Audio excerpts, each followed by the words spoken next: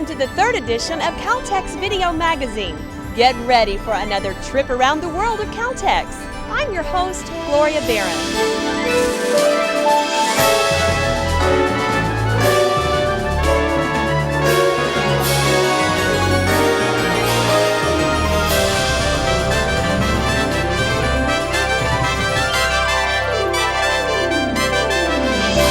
In this edition, big changes at Caltex Services Corporation. A closer look at Caltex's return to Vietnam. The company announces its next chairman and new chief financial officer.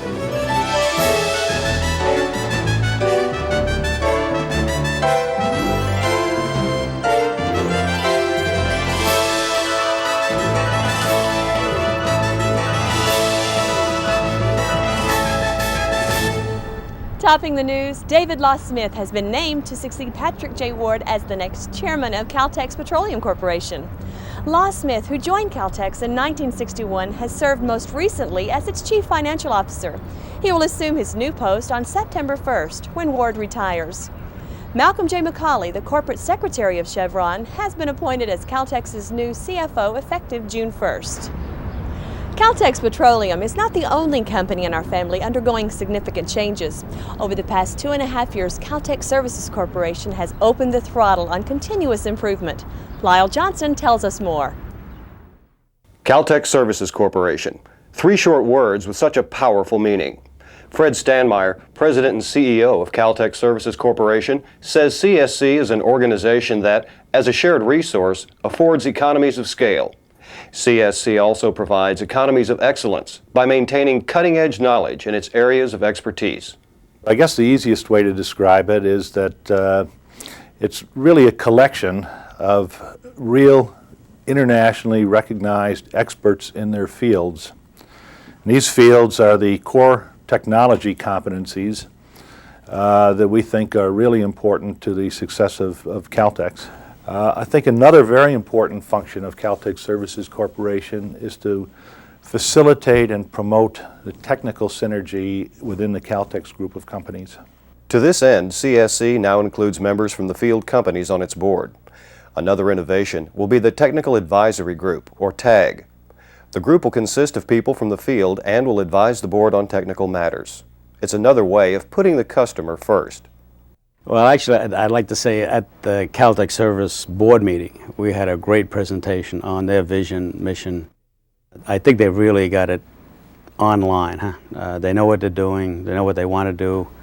They are really on to customer first. That's the drive of the service company now, and I think it'll be well received. Stanmeyer says the change CSC has seen did not happen overnight. The roles exercise helped identify what it was CSC had to become. It became very clear that CSC had to become in effect technical partners with our operating companies. Making sure that everyone was aware of the changed vision and mission was the next step. Tim Coombs, General Manager of Refinery Profitability, says putting it all on videotape is a good way of bringing alignment to management, board members, and staff. So the purpose is to form this framework of interrelating statements that act to guide us in order to achieve our vision. Coombs says this production, known as the business connection, lets everyone, including the customers, know where the company is going. With customer satisfaction being the #1 goal, CSC has become the center of a great technical company. I think the big change is the change of attitude from, a technical center, which they are, but now a living company that interacts with customers, finds out what the customers need, and go to great lengths to satisfy that. I think that's the real difference. Recently, delegates from Thailand had a chance to visit Caltex and get a better understanding of regulations and technologies affecting the operations of service stations in the United States. Kimberly Boyce has the story. Focusing on underground tanks and methods of controlling air pollution, Thailand officials traveled to study petroleum operations in North America. These officials are responsible for updating regulations and installation standards for service stations in Thailand. The group traveled to Canada, Los Angeles, Memphis, and Dallas, getting a better idea of how to run an efficient station. Well, first of all, it's quite a privilege to be selected to make such a presentation to these senior officials. And I think we're quite encouraged that they don't go back into a closed room and come up with some regulations without consulting industry. So the presentation was really a description of the history of service station regulations, in particular underground tank and vapor recovery regulations, and the technologies that have been put in place here in the United States. After the classroom presentation, the visitors went to the Texaco Star Enterprise Terminal near Dallas, where they saw equipment and processes used in terminal vapor recovery. What you're looking at here is the gas absorption unit that was recovering the vapors from the tank truck loading rack. The Star Enterprise people found it didn't recover the liquids they anticipated, and it was very high maintenance intensive.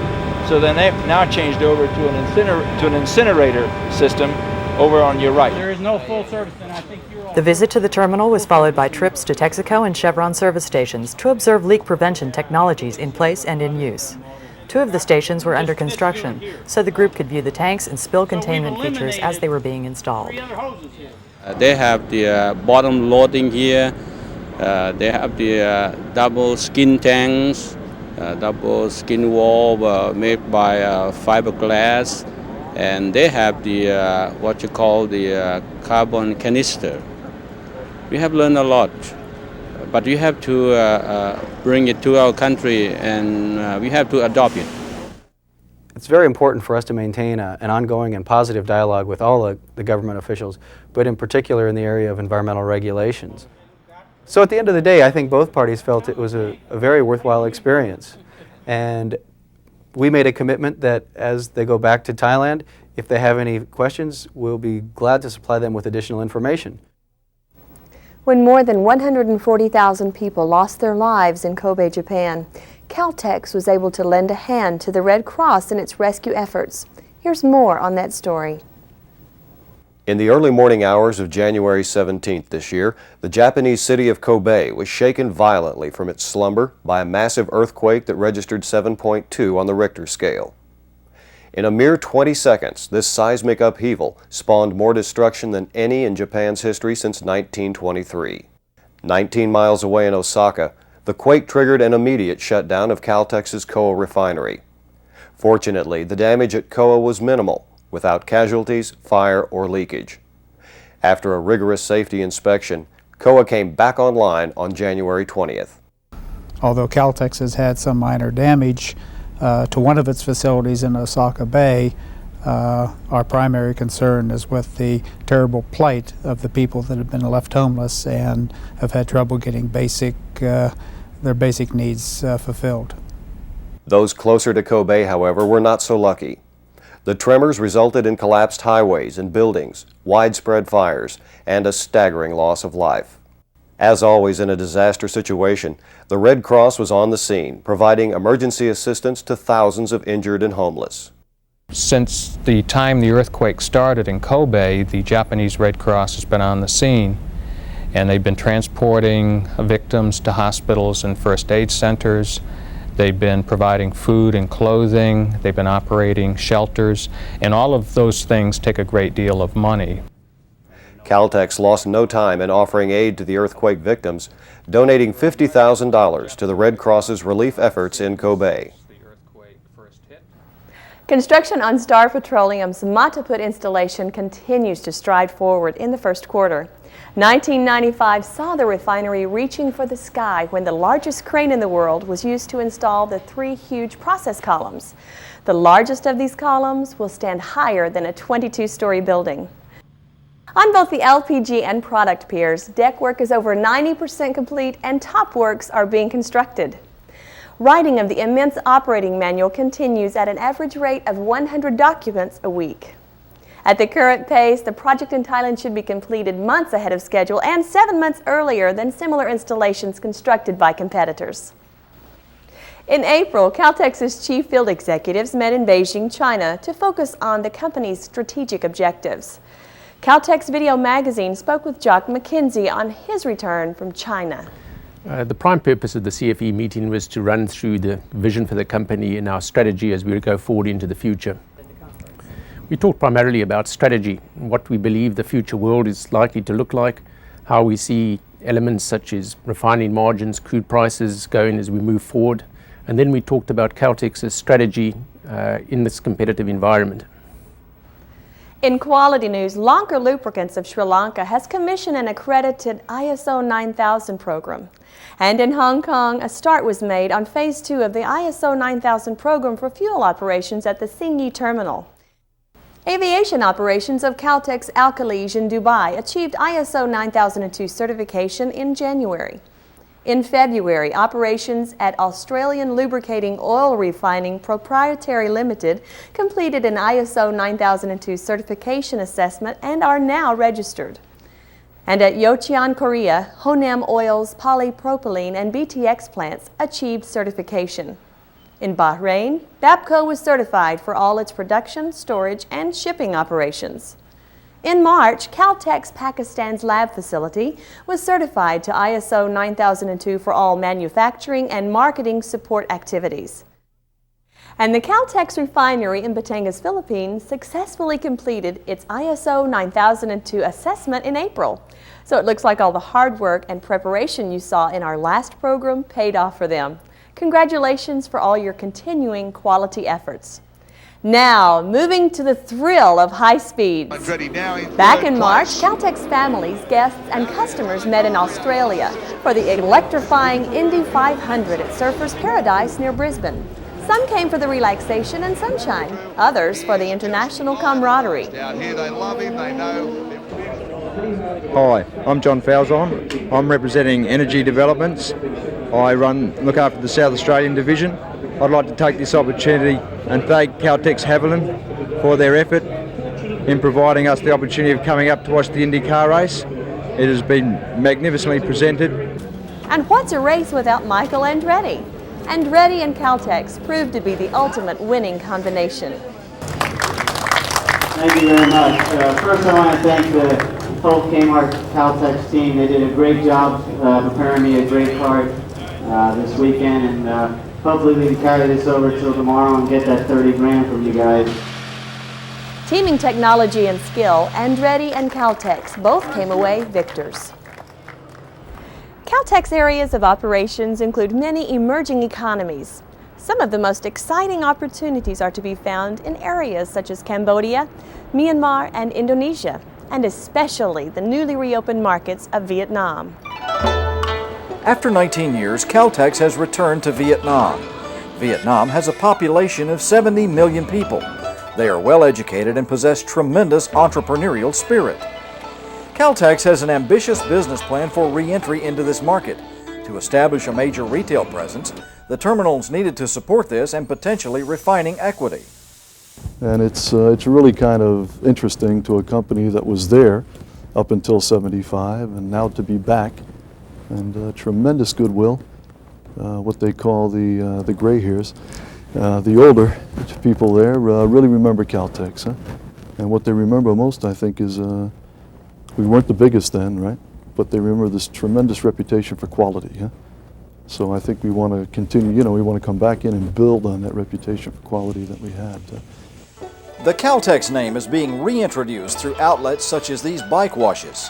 People take their motorbikes in to be cleaned and serviced, and Caltex branded lubricants are now being sold at 84 of these stations. Signage is in place to support an advertised product. The plan is to establish Caltex products through its lubes and work into the MoGas and diesel business when downstream retail marketing of fuels is permitted. A Caltex office has been opened in the capital of Hanoi and a branch in Ho Chi Minh City. Marcel Dubois, Chief Representative in Ho Chi Minh City, will be doing a lot of the groundwork. There are also plans to implement training programs to share knowledge and develop the workforce as more nationals are hired. In Singapore, General Manager Richard Knight is heading a core study team to verify and realize the entry plan. And part of what will come out of the study that we're looking at is who would be an appropriate joint venture partner to work with Caltex in Vietnam to put this ambitious program in place. The opening of the Caltex representative office was celebrated in December at the Hanoi Opera House.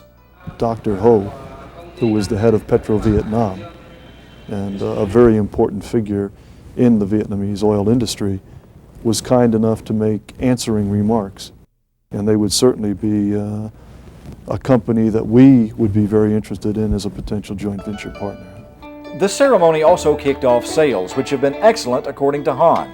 Caltex is off to a great start in these emerging markets. Caltex has taken a proactive role in its support and contributions to the communities in which it operates. Kim McRae tells us more about this effort.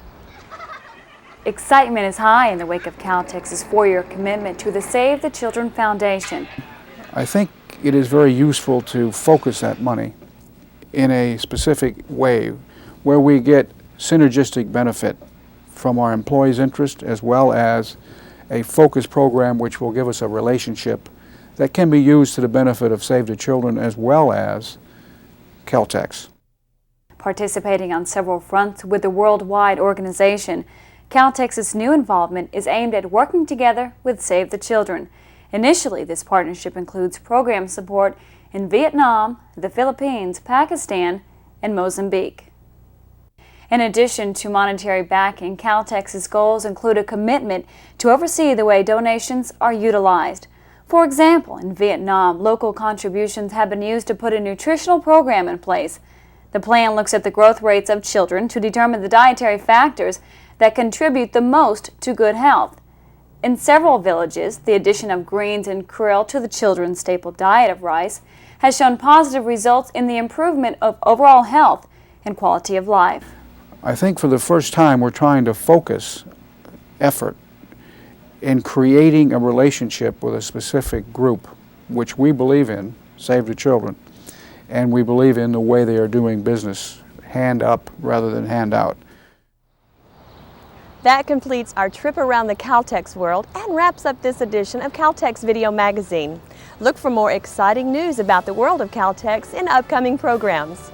Thanks for joining us for Caltex Video Magazine. I'm Gloria Barron.